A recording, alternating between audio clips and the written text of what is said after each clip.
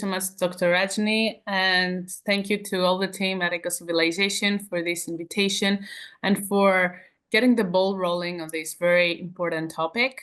I think this work is really important because even just 2 or 3 people engaging in conversation can shape our thoughts and beliefs in a different way, and maybe we can come up with an innovative tool. Who knows? We're here, we're going to find it out. I do have a presentation to share, so I hope that the sharing issue has been fixed. So let me try to activate it. Okay. Share.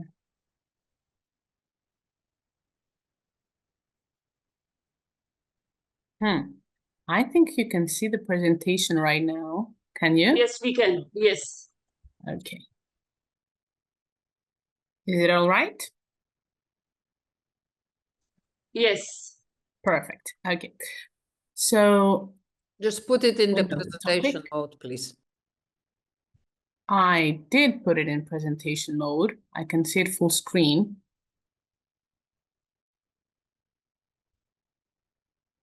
What about now? It's same. It's the same. Okay. Yeah. Let's stop sharing and share it.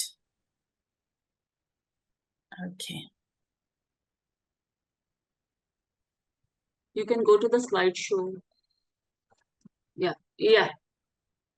Yes. It's full screen right now? Yes. I can't see you because I have, okay, perfect. Yes, yes. Perfect. All right, perfect. Okay. So our topic is how to empower ourselves to seek mental health support. This is quite a tricky topic to deal with because sometimes we don't even know that we need support. And a lot of the times we ask ourselves if something is wrong with us, if we perceive something to be wrong when in reality it is not. And a lot of the times we face the issue of toxic positivity, which is a relatively new term. When we see inspirational quotes on Instagram, the grass is always greener on the other side. And we have enough to be grateful for. So why should we complain? Why should we seek support? Our lives are just fine. We just need to take a deep breath and move on. Well, that's not the case, because even a small problem, relatively small problem, can affect you tremendously. If it costs you your mental health, your sleep, your diet, your peace of mind, well, it is a problem. Not always the solution is the same for all of us, but the very first step is to ask ourselves, how can I ask for help? You're certainly not alone, and you are allowed to speak up. You are allowed to feel your emotions, and you are allowed to seek help. This is the most crucial part. If we can accept that, then we can find our next steps. Why is it so hard, though, to accept it? I think most of the times it's because of the stigma. What is stigma? Well, so many times we limit ourselves and we limit the discussions we're having and we limit the effect that something has had on us because of our society, because of our culture, because of our families, because of our friends. It's not always easy to say, I'm not okay. If you're passing by someone on the street and you say, good morning, how are you? You don't really ask them how they are. It's a typical normative question just in our everyday lives. And most of the times we ask it without ever wanting to actively listen to the answer. So in a society where we always say, I'm fine, it's a bit difficult to admit that we're not. And even if we are fine, there are still things that we can work on to improve the quality of our lives, aren't there? Well, I would like to continue with some strategies, but my screen has frozen. Okay, why is this happening? Let's see. Okay, so why we stay silent? We already shared some of our internal thoughts that maybe some of you share. What if they don't understand who's they? Our friends, our family, our teacher, our employer, our neighbor. What if they don't understand what I want to communicate to them? Where do I even begin? A lot of the times I have wished that I would have this supernatural ability of communicating with my mind or reading other people's minds. This would have been so much easier because I think we have lost the beautiful art of expressing ourselves through words. Verbal communication is important and it's crucial, but it can also feel overwhelming. When you have this burden on yourself that you haven't even recognized or identified in its full capacity, how can you communicate that to someone else? And if you are able to communicate it, how can they help you? Do we know that the message has been received the way you intended to? It's a bit tricky. Also, others have it worse. There are people out there who are facing war actively right now in 2025. There are people that are living in poverty. There are people that are facing health issues. Why is it so important that I'm going through a divorce? Why is it so important that I'm having postpartum depression? I'm holding a very healthy baby in my arms. I should be stronger. So many times we use the word superhero, supermom, superwoman, super dad. So many times we applaud this being supernatural, being superhuman. But what if we're not? What if we are just humans and we're trying to navigate this journey of life as best as we can? But because of this notion that we are super beings, we don't accept help, or other people often forget to check in on us because we've got it. We're strong, we're independent, we've been through worse. So why not this time? Why is it different? Well, its scenario is different. So where do I even start? How do I untangle all of these thoughts? And how do I pass them through a channel of communication that's effective to reach the recipient? Let's talk about a few strategies here. The first step is to acknowledge without judgment what we are feeling. Let's just say to ourselves, I feel overwhelmed, I'm not fine, and I need support. This is enough. This is an adequate first step. Okay, I listen to my body. I can see that my heart pulse is increasing. I can see that my hands are shaking. I can see that I haven't slept in a while. I can see that I'm watching nightmares. I can see that I feel dizzy. I feel strong headaches. I can notice my body. My body is telling me something right now. What if my body is not telling me something?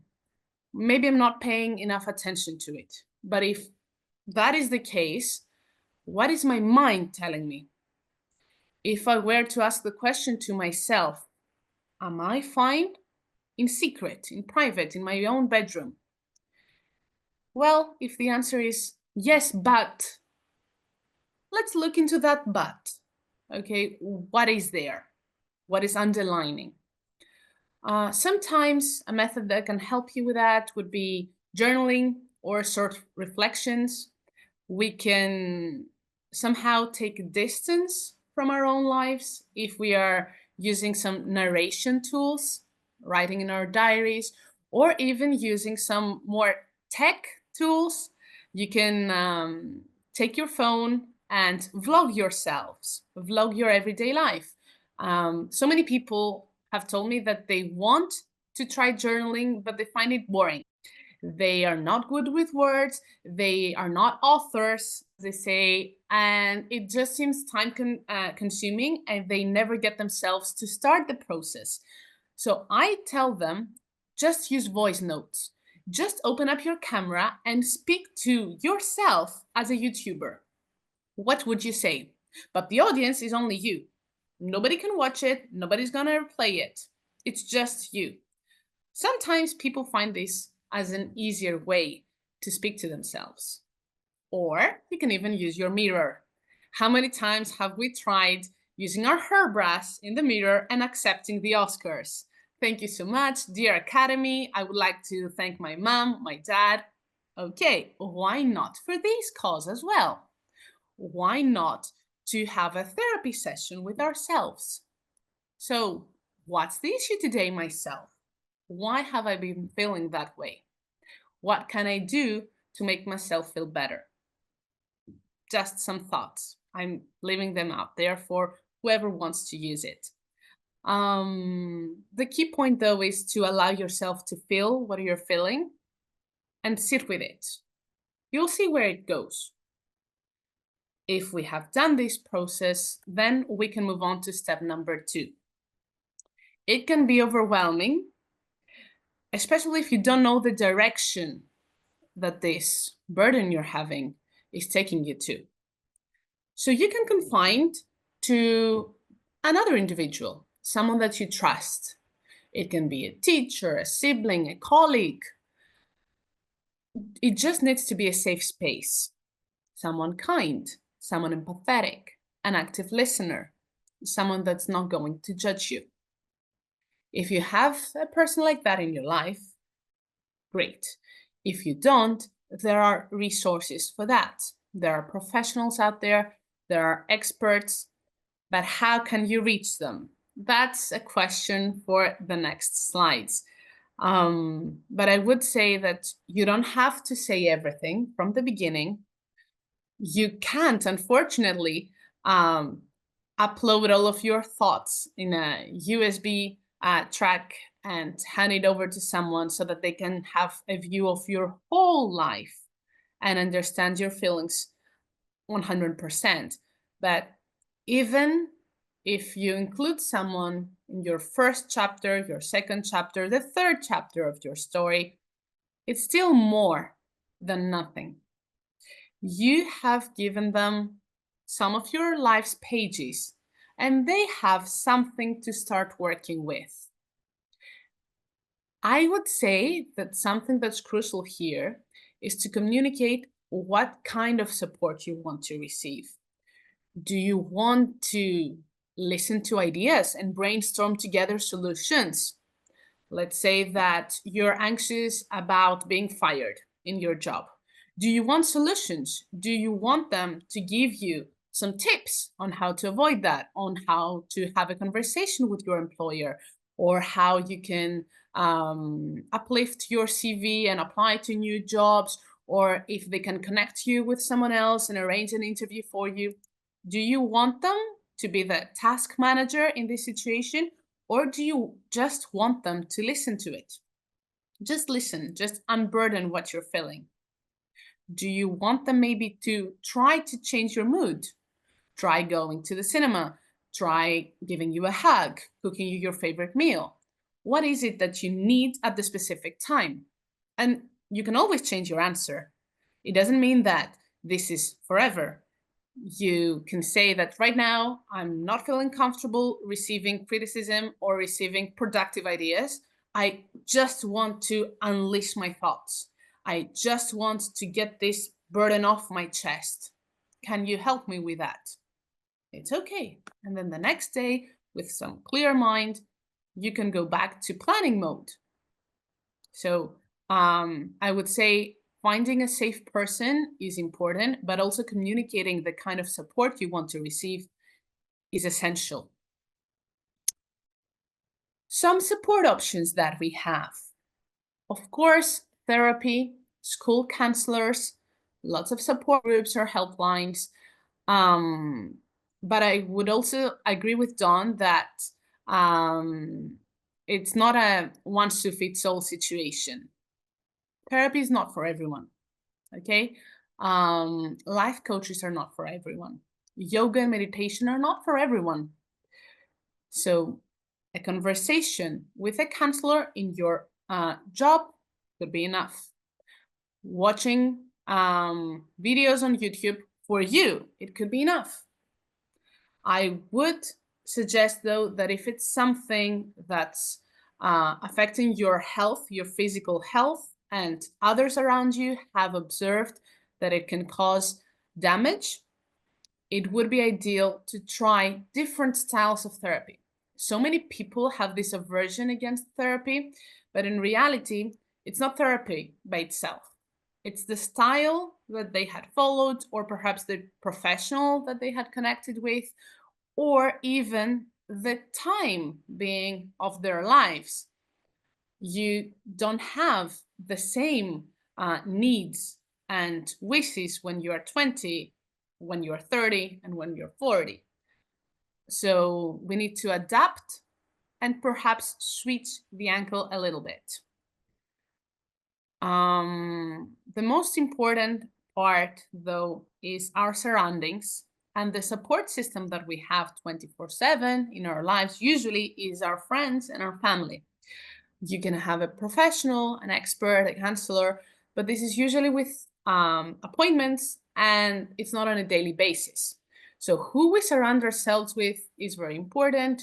You've already heard of it, I'm pretty sure about it. But how can we become this community that fosters care, love, understanding, empathy? First of all, we can listen without fixing, because I mentioned previously that it's quite crucial to communicate your need at the time being. I need just to vent. But what if you don't know what you need at the moment? Well, if you don't know what you need and you don't communicate that, then the recipient, the friend or the family member, should first try listening, not try fixing. I think this is a common denominator in lots of cultures where we can see close family bonds. And so many people say, I want to share this experience with my family. I want to share my troubles. I want to share my anxiety. I want to share my thoughts. But they take over me. They take control. They nag me. They try to direct me to a specific path. It can happen. I would like to stay optimistic and say that this is a response out of love. And usually, if you do have a strong family bond with a member, they want what's best for you. Unfortunately, not everyone follows this first step, listen without fixing. They are eager to help you. They don't want you to see, they don't want to see you in pain. So naturally, they are trying to take away the stressor. That's not always the case, though. So what could we say if we care about someone? How can I support you? How can I be there for you? Do you want a shoulder to cry on? Do you just want to go out for ice cream? Let's take the lead. The other person is in a vulnerable state, and they have taken the first step to acknowledge their vulnerability. They are courageous right now because they are sharing with us this part of their complex thoughts and their complex feelings. So let's embrace that. Let's protect it, and let's treat it with love and patience. Finding resources is also a very crucial part. I do have some slides after this one, but how can you find resources if you have depression and merely the thought of getting out of bed keeps you up at night and it exhausts your body? It's pretty simple to say, just Google it.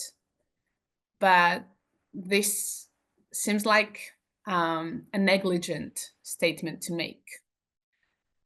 We need our friends and family to be there for us, to listen to us, and help us, almost taking us by our hands, if that's the case. If we have this enormous mountain in front of us and we cannot climb it on our own, we need someone to give us a vest, to give us a helmet, and take our hand and lead us in the beginning. This is not control. It's not the same as the previous cases I described. This is love, and this is thoughtfulness. So we need to remind ourselves that we are a community, we are a team, and no one is a burden. What happens though if there's no support there? What happens if we don't have this inner circle? What happens if we have communicated our needs and the style of communication and support we want to receive, but it's a dead end?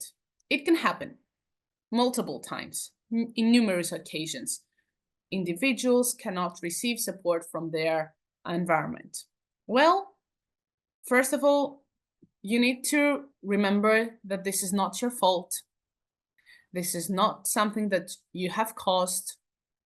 It's just that the other person doesn't have the capacity or the emotional intelligence for that. It's a shame. You can feel sad about it. It is not fair. You are allowed to feel this feeling as well. And it's okay to seek support elsewhere, in a different environment, in a different community, in a professional capacity. Your voice still matters, and your problem is still important, even if it's not acknowledged by your immediate circle. So take a breath, count to 4, and then ask yourselves, what would it look like to choose courage over silence? Just once this week. Even once. Today, tomorrow, on Sunday, on a day that you can feel slightly more uplifted. Even one step is enough to start healing. It truly is. I have listed here some resources for some general mental health support. This is an example of changing environments that we mentioned before. If we cannot find support within our circle, within our job, within our school, within our university, we live in a time that thankfully it is accessible to locate some institutions, some web pages, some information.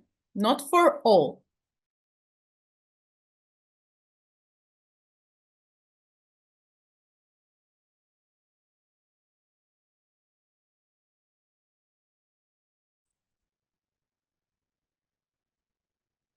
Looks like Konstantina is facing some network issues.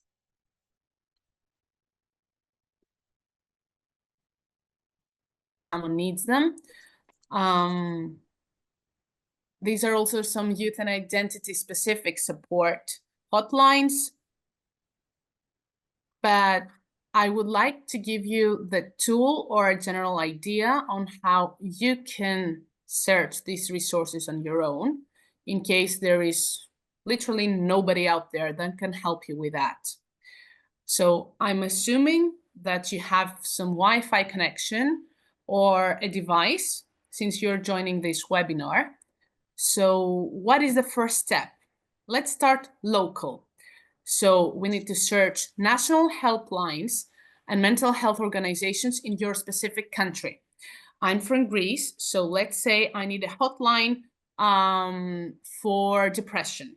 I will open my app, my Google, and search hotlines for depression, Greece. It's ideal to also search it in the language of the country you're targeting, because usually most of these organizations don't receive enough funding to tailor to their web pages, and they might not offer this information in English. So start local. Then check if there are some resources available in your community, in your immediate environment. Is there some free counseling offered in your university, in your school, by your employer, in your company? Does your insurance cover it? It is overwhelming, I know, but for lack of having someone to do it for you, or for lack of support, this is a checklist. So start local and then check if there are available resources around you. Talk to a trusted person, as we said, that might look out for you, that might know something better than you, or they might have the energy to search online and guide you. You can use some reliable websites like Mind or Mental Health Europe in the specific case of Europe, or Befrienders to explore options. These are verified sites that are pretty resourceful. And of course, there are plenty of apps on Google Store or App Store, like BetterHelp, 7Caps, or Calm that you can use for support. Again, I know that this can sound overwhelming to someone that has never faced something like that before, or that struggles to get up out of bed every morning. So this could be your screenshot, like a checklist to do a step-by-step, or you can try using some of the resources in the previous slides. I would like to leave you with this closing message, that you are allowed to ask for help, you are allowed to speak, and you are worth being heard. And with that, I mean, you're worthy of support, not only when your whole world falls apart, but every day. So my wish to all of you attending this beautiful webinar is to find this support group, to find this community, and receive and give support on a daily basis, not just when we are at our lowest point. We need support daily to celebrate our victories, to celebrate our accomplishments, and to just be there for each other. That's it for me. You can always feel free to connect with me. And now the floor is open to some interesting conversation. Thank you. Thank you. Thank you so much, Konstantina, for sharing with us such a practical guidance, pragmatic tips. I'm sure it's going to help many people, especially the information that you have shared by sharing the screenshots and all that, because it's a very practical guidance. Thank you for that. And as we learn that you have been extensively working on various women-related issues like femicide, gender violence. So I want to understand, how are you working with these women to come out, with the kind of impact of the trauma they have had on their mental health in a very short? Yeah. So gender-based violence is a tricky concept, as we can find very severe trauma in most cases. So this can lead from, it can expand from anxiety to depression to PTSD and emotional numbness. So the person that's trying to seek help is not able to receive it because they're in a state of shock most of the times. Again, I would say that silence and stigma surrounding these issues can worsen the mental health impact and delay healing. So breaking the silence is the first empowering step. It helps survivors reclaim their voice and actually begin their healing process. You don't have to share your whole story with the world. You don't have to be an influencer. Just break this silence and just acknowledge what happened, confide in a trusted person, reach out for help. And I guess, well, as therapists, we got you. We're here for you. I hope that one day our society has evolved so much that we can say the same sentence for each and every single one member of our community. We got you. We're here for you. Thank you. Thank you so much. Violeta has something to say. I would just like to ask, thank you all three of you for a really beautiful angles and very personal sharing of your experiences.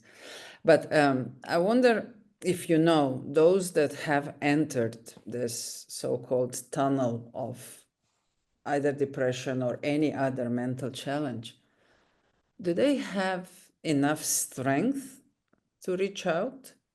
Do they, at what point do you get aware of your troubles, or how long does it take to actually understand and get the courage to reach out?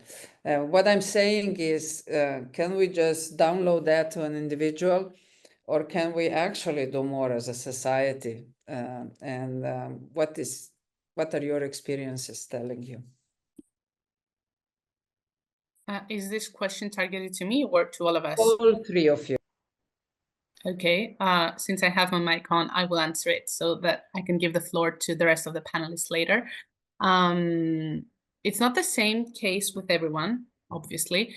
I would say it's really helpful when you do have a supportive community around you because they notice changes in your behavior. So trust them.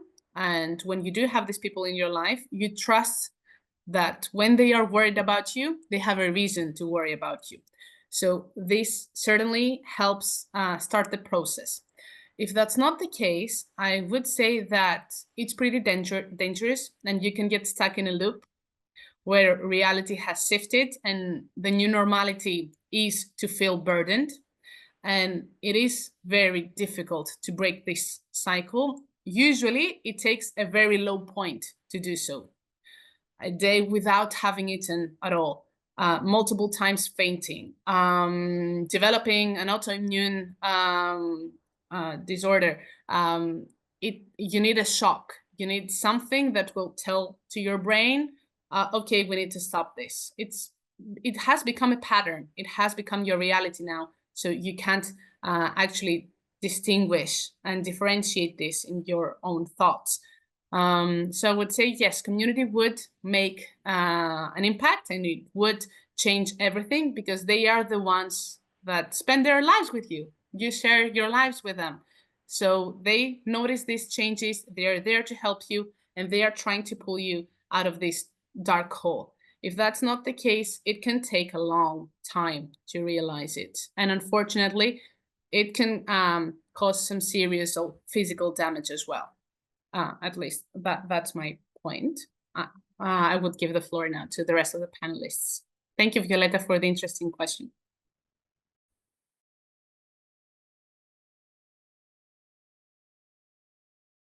Please unmute yourself, Dawn. That does help. That's twice now. I'll just add to what Konstantina said. I mean, it takes a village to raise a child. You know, we all need to put our arms around people, and people don't reach out because of fear. Fear of judgment, fear of failure, fear of the unknown, fear of success, limiting beliefs, and losing control and not being in control. So I think, that's what's stopping people. That's what's holding people back. And again, going back to what we said earlier about stigma, stigma and shame is holding people back and preventing people from asking for help. So, yeah, that's just my sort of take on it, really. I'll hand back over to the panel. Sheda? Thank you so much. I think I'm going to also respond to, I think, some of the chat that I saw earlier. So I have learning disability, dysgraphia, dyscalculia, dyspraxia, all of it. And I also have ADD, so I am kind of neurodivergent in that way as well. And of course, wasn't diagnosed in childhood. In fact, didn't diagnose till way into my own career as a psychiatrist. Having said that, some of the comments was like, yes, in India, there is still a lack of awareness amongst parents, educators, and then definitely because of that is in children as well. Having said that, and also the healthcare is not uniform, but I do come from Mumbai, which is a huge city with a huge amount of population, and I also happen to be the president of Bombay Psychiatric Society. Our city is doing phenomenally well in this particular field. So we definitely know that mental health literacy and awareness in educators is such an important aspect of screening children and helping them. Also, unlike developing countries, our developed countries, our country is much faster in terms of providing that kind of diagnosis to children, because I hear from my colleagues from across the oceans, from Europe and the US, the waiting period for diagnosis of a child is 2 years to even 7 years in some cases, which then means that there is no early intervention. We can sit here and talk about early diagnosis, early intervention for better outcomes, all we like, but unless and until we also change those systemic issues where there's such a backlog of help. So on one case, there might be a lot of awareness, but not enough help. On the other case, there is a lot of, there's lack of awareness, but thankfully help is a little bit more easier and available. So we do need to kind of look at it from a global perspective as well. Having said that, apart from all of the stigma and the shame, we talk about that doesn't allow people to seek help in a timely fashion, or to continue to seek help, because there's one, okay, I'm approaching somebody for help, and there's another that I'm continuing to take help. So those are two different kind of hills that we have to conquer. I'm so proud of the younger people. I'm so proud of the younger generation, the emerging adults, the young adults, because they're really the flag bearer of mental health, whether that's verbalizing it, amplifying the volume on mental health and conversations around psychiatric care, and they are our hope at the end of the day. I've been working with teenagers and adolescents and young adults since almost 22 years now, and even 22 years ago, my young clients would be the ones who would tell their parents, I need to go see someone, you need to find someone for me. So even at so long ago, like more than 2 decades ago, that has been my experience. So I think we do definitely want to look at the entire scenario with a little bit more optimism, because that's also going to help us find more solutions. And we keep underlying the issues, but we also need to focus on what's working, so that more and more policymakers and change makers sit up and take notice. And hopefully, those are bridges, and those gaps are something that we can cross all together. So thank you so much. Thank you so much, Dr. Ruksheda, for taking in your answer the concern which was being shared, which was being discussed in the comment box also. In fact, I was about to ask you to address that, being somebody from India, being a doctor psychiatrist from India. So thank you so much for taking that aspect also, including that aspect also into your answer. And now I request all participants to feel free to ask any related question if they have. If they have, please write your question in the comment box, or you can directly ask to.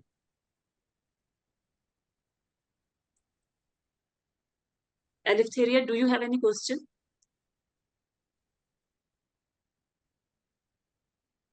Yes, I would love to ask the whole panel just their experience or insights in and around seeing that anxiety seems to have risen a lot around, especially our youth. And how could we support that? I can see that just a lot of youth anxiety seems to be through the roof. And so how can we, as a community, as a circle, as family, how can we support our youth with that? I don't mind going first on this one. I think we alluded to social media in the conversations earlier, and social media has contributed hugely to anxiety in the youth. I mean, if you take back many years ago when I was a child, in my youth, when I used to go to school, if there was name calling, if there was bullying, if there was any type of aggression or conflict in school, you would leave at 4 p.m. and you would go home into a safe environment. And I think anxiety is through the roof because there is no downtime for our youth. You know, social media, they're getting attacked online. They've got the name calling, the bullying, 24 hours a day, 7 days a week. And I'm just going back to when my daughter had a prom. I know one of her friends bought the same prom dress as one of the other girls, and she was getting death threats on social media. If you wear this dress to prom, you will die. And it's just things like this, which is, you know, blowing the whole youth anxiety through the roof. And this is what they're dealing with 24/7. They're dealing with name calling and they have access to each other 24 hours a day. There's no downtime. So I think what we can do to help is having regular check-ins with our children when they're online. Make sure that we're checking in with them when they're online, knowing who they're talking to, regular conversations, making sure that they are okay, putting boundaries in place with telephones, with social media, because it is contributing to huge anxiety. You know, like I said, I can see the difference from when I was a teenager to when my children were teenagers, and a lot more support in schools as well. And I think schools need to have some form of commitment and responsibility to educating and checking in with children, because anxiety in examinations as well, and the way that they're educated is contributing factors. So I think regular conversations, put more boundaries in place, check in with them. I mean, we're all very busy, life is fast. And again, going back to when I was raised, my mother stayed home to look after the children and my father went out to work.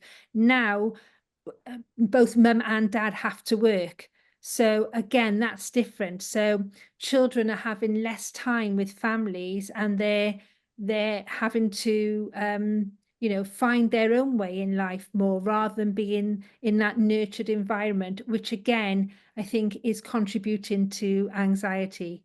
So be present with the youth, spend more time, because they don't want our money, they want our time, they want our love. And I think we just need to appreciate that. And we're all working, but how much is enough? You know, you can earn more money, but you can't get more time. And I think that's my message that I'd like to get across.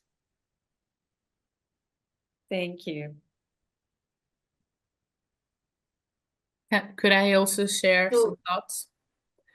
Okay, so I would say that social media and peer pressure are obviously one of the main reasons for the fact that anxiety has been skyrocketed among youth. I would also say that we live in a time in history where we also have, apart from economic uncertainty, environmental uncertainty. We have woken up and we realize that this is our only planet. Well, pardon me, we have screwed up. What to do now?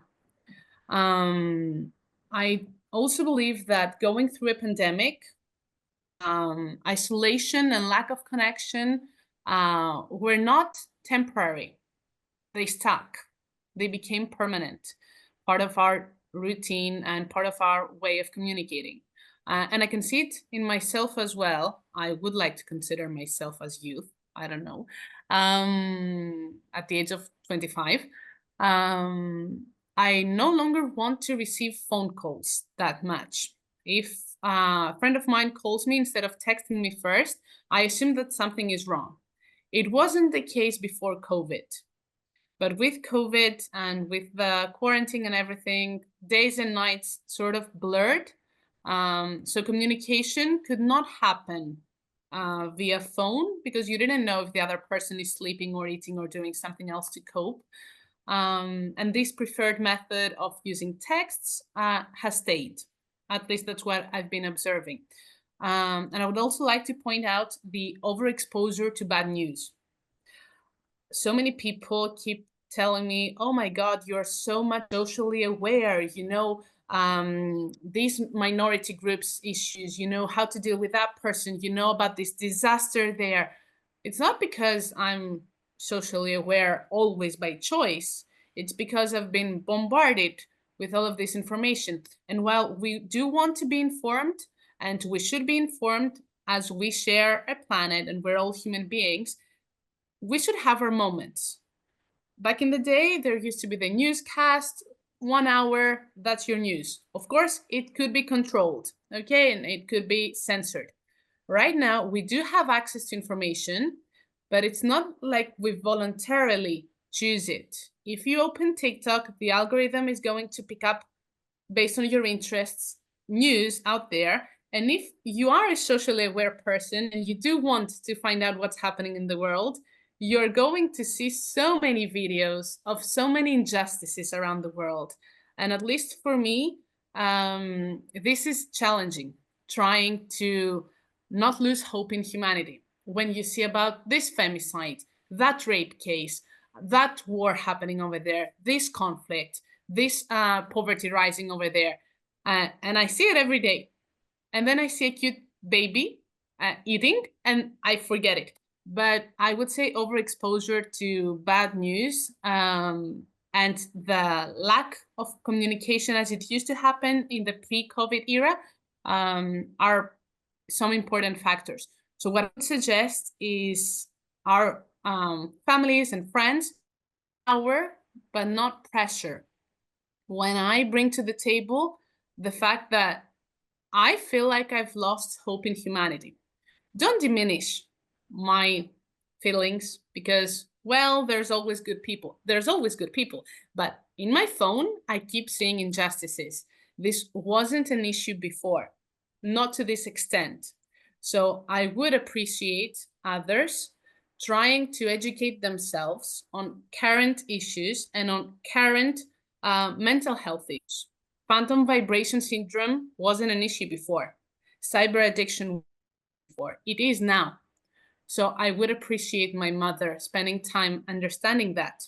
I would appreciate my professors, my colleagues who are older than me to spend some time and get informed about these topics. Just my thoughts. Okay, thank you so much. And anybody wants to say anything because before closing, so we request that anybody, if they want to say any final words, they are most welcome. Else we are moving towards the closing. Okay, so shall we? Okay, so that was definitely truly insightful and impactful session, and I hope this session is going to help many people. And once again, a huge thanks to our esteemed speakers, Dr. Ruksheda Saida, Dawn Evans, and Konstantina, for sharing your valuable expertise, knowledge with us today. And we also extend our gratitude and thanks to our participants for their active participation and thought-provoking concerns. That's very important for a discussion. And for upcoming events, keep visiting www.ecocivilisation.eu. And thank you once again for joining us. We look forward to seeing you next time. And take care and goodbye. Thank you so much. Bye. Thank you. Bye now. Thank you. Thank you so much. Thank you. We appreciate it. Thank you, Konstantina. Thank you.